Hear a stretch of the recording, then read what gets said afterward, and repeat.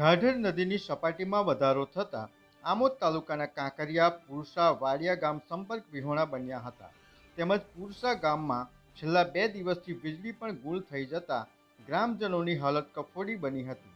આ ઉપરાંત ચોમાસામાં દર વર્ષે વરસાદી પાણી પુરસા રોડ ઉપર પાણી ભરાઈ જવાથી ગ્રામજનોને આમોદ તાલુકા મથકે આવવામાં પારાવાર મુશ્કેલીનો સામનો કરવો પડે છે. આમોદના તાલુકાના ઓછણ ગામે 66 કેવી સબસ્ટેશનમાં પાણી ભરાઈ જતા આસપાસના ગામમાં અંધારપટ છવાઈ ગયો હતો, જેથી ગ્રામજનોએ ચોમાસામાં અંધારા ઉલેચવાનો વારો આવ્યો હતો. આમોદ તાલુકાના જૂનાવાડિયા ગામ પણ સંપર્ક વિહોણું બન્યું હતું. છેલ્લા 3 દિવસથી ગામમાં અંધારપટ છવાઈ ગયો હતો. જૂનાવાડિયા ગામે ઢાઢર નદીના પાણી ખેતરોમાં ભરાઈ જતા પશુપાલકો રોડના ઊંચા ભાગે આવીને પશુઓ સાથે સ્થળાંતર કરવાની ફરજ પડી હતી. ગઈકાલ સુધી ટ્રેક્ટરથી અવરજવર કરતા ગ્રામજનોને આજે ઢાઢર નદીમાં પાણીનો પ્રવાહ વધતા જૂનાવાડિયા ગામ સંપર્ક વિહોણું બન્યું હતું.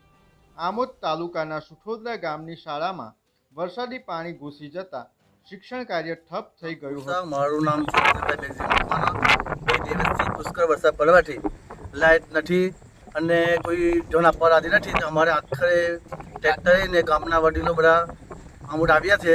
આ ટ્રેક્ટર છે ને ટાયર જોડે લઈને આવ્યા જાતે લાઇટ બનાવી છે અમે. અને ગામના ચોફેરા પાણી છે, ખેતરોની અંદર બી પાણી છે. હવે કંઈક જોન આપે, કંઈક કલેક્ટર જોન આપે, કંઈક તલાટી જોવા આવે. VMP news, think positive.